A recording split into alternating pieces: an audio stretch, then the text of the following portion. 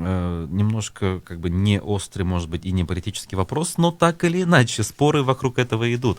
Завтра, 25 апреля, международная акция «Международный диктант по башкирскому языку 2020». Впервые он состоится в онлайн-формате. Я сейчас цитирую Башинформ. Участником акции может стать любой человек, независимо от пола, расы, национальности, языка, происхождения, имущественного и должностного положения. Надо же было это важно подчеркнуть. Место жительства, отношение к религии, убеждений, принадлежности к общественным объединениям, сообщили организаторы. Нужно для этого зарегистрироваться на сайте. Ссылку легко найти, опять же, в интернете, там, на Башинформе том же.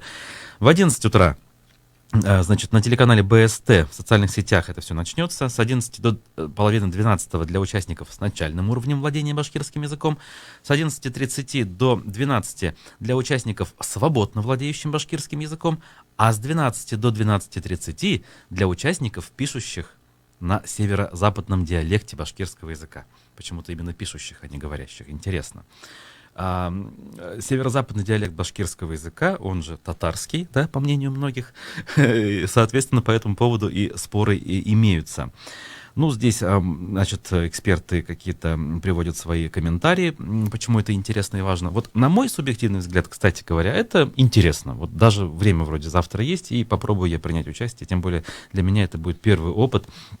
Помню, что в школьные годы, когда башкирский язык непосредственно у нас преподавался, я диктант писал всегда на отлично, потому что это было очень легко. И когда учитель точнее, я спрашивал у учителя, почему вот так у меня получается, почему я пишу зачастую без ошибок, хотя некоторые вещи даже не понимаю. Она мне говорила, что в башкирском языке все очень просто, как слышится, так и пишется, и зачастую поэтому проблем нет. В татарском все немножко было сложнее. Те ребята, кто ходили в татарскую группу, хотя владели языком, казалось бы, да, опять же, то ли татарским, то ли северо-западным диалектом башкирского, они зачастую ошибались, потому что не всегда, точнее, чаще как раз-таки именно не как слышится, а пишется. Сейчас мы созвонимся с экспертом на эту тему, поговорим. Директор школы молодого этнополитолога в Республике Башкортостан, кандидат философских, точнее, наук Азат Бердин согласился ответить на вопросы по этому поводу и прокомментировать вот сам диктант и вот эти споры вокруг того, а все-таки башкирский ли это диктант чистой воды получается, если там будет отдельный блок, который так и называется, что ведется по северо-западному диалекту башкирского языка. Так, Азат Тагирович у нас на связи. Доброе утро! Доброе утро! Вот скажите, да, если вы сейчас слышали то, о чем мы говорим, вы какое мнение в этом смысле разделяете? Северо-западный диалект башкирского языка существует или все-таки это выдуманная вещь? Вы знаете, я сейчас не слышал, о чем вы говорите. Ага, я проанонсировал диктант, который состоится завтра, сказал, что вот будет 3 блока, там для начинающих, для знающих и для... Да, это я знаю. Вот, и третий блок, значит, будет на северо-западном диалекте, и, соответственно, есть мнения разные на этот счет. Я вот сам даже не знаю, какое оно у меня, потому что как раз лицо заинтересованное, скажем, да. То есть мы, жители, вот как раз выходцы из тех мест, всегда считали, что говорим на татарском. Понял, хорошо. Значит, дело в том, что само по себе вот это выражение о том, что башкиры, которые проживают на северо-западе, говорят на татарском, это довольно распространенный, но с научной точки зрения и социологической точки зрения теперь, это, в общем-то, неверный стереотип.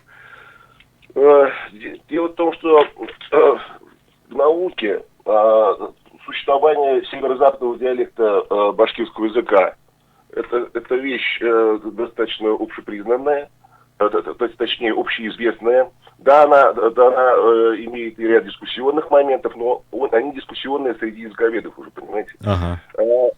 Дело в том, что сам по себе северо-западный диалект башкирского языка, а он, повторяю, это общеизвестная наука позиции, ее признавали многие, они много писал, вот если языковедов брать, то и Тагира Баишева можно взять, если из современных, я вот Искандера Сейтбатала могу вспомнить, сам Ситов и так далее, но сам я не языковед, я могу только как обществовед говорить. Так даже лучше, ага.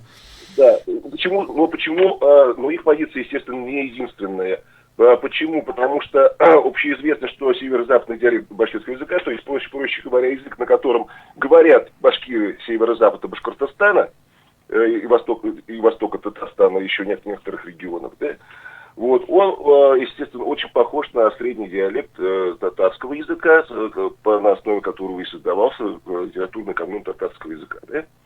Но если люди, которые считают себя башкирами, значит, являются башкирами, причем много поколений, они туда не приходили, они там жили всегда.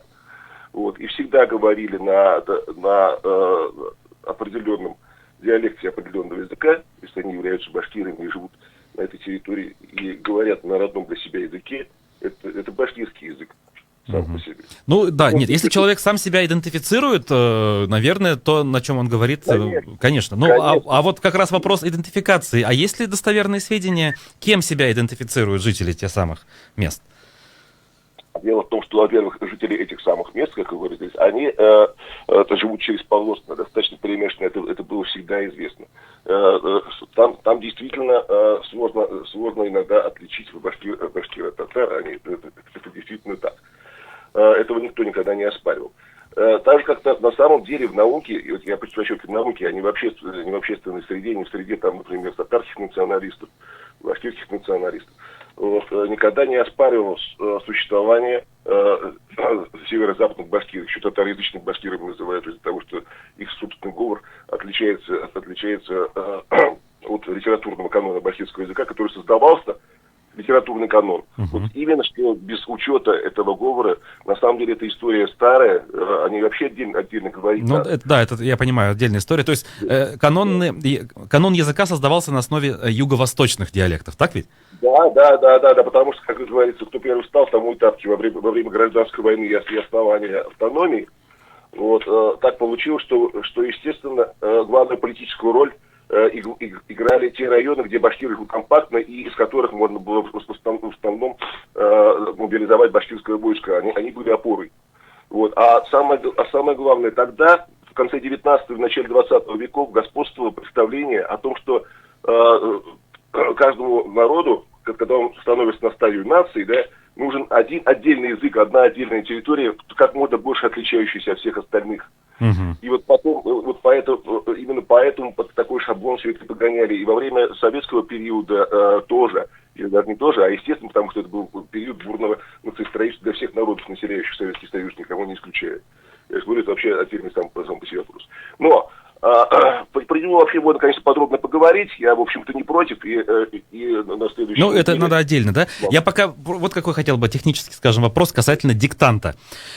Как будет диктант по каноническому языку, я как бы понимаю, да, какой будет алфавит использоваться и так далее. А вот тот диктант, который будет на северном западном диалекте, я не знаю, какой алфавит при этом использовать, башкирский или татарский? Ведь произношение там татароязычное все-таки ближе, да, вы сейчас сами об этом говорили. А диктант называется все-таки башкирским.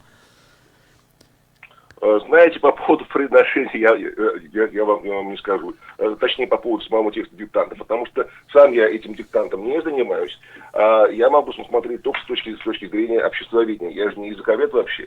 Вот, так вот. Значит, что касается самого вот этого диктанта, то тут никаких нареканий, я пока серьезных нареканий я к нему не слышал. В общем-то, вещь эта очень положительная, сама по себе очень хорошо, что вот он дифференцирован. Помните, когда был этнолингвистический конфликт по поводу преподавания государственных и родных языков в школах, да, в 17 году? Так. Ну, он в оттенках-то и сейчас есть, но по сути в 17-17 там было все разрешено. Помните, там решение Путина в Йошкар-Оле, там, точнее, заявление Путина в Йошкар-Оле, после этого вывод обязательно государственных языков и школ и так далее, да? Помните, там постоянно были констатации того факта, что вот к языкам относятся недифференцированно, что в этом еще была проблема, что заставляли учить одновременно и тех, кто вообще башкирским или татарским не владеет, да? Вот, и тех, кто татарским или башкирским владеет, это учить одинаково. Так вот этот момент же преодолен, смотрите, во время того же диктанта есть направление для тех, кто по-башкирски говорит свободно, есть для тех, кто не так свободно. Есть для носителей северо-западного диалекта отдельно поток. Почему для них отдельно, а, скажем, для остальных диалектов такого нету?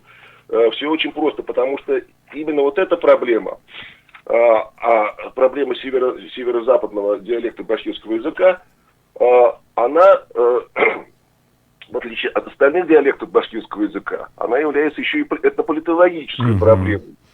Вот. Ну да, понятно, этот вопрос шире. Давайте тогда мы все-таки отложим это уже на такую предметную беседу. Сейчас по телефону до конца все равно не разберемся.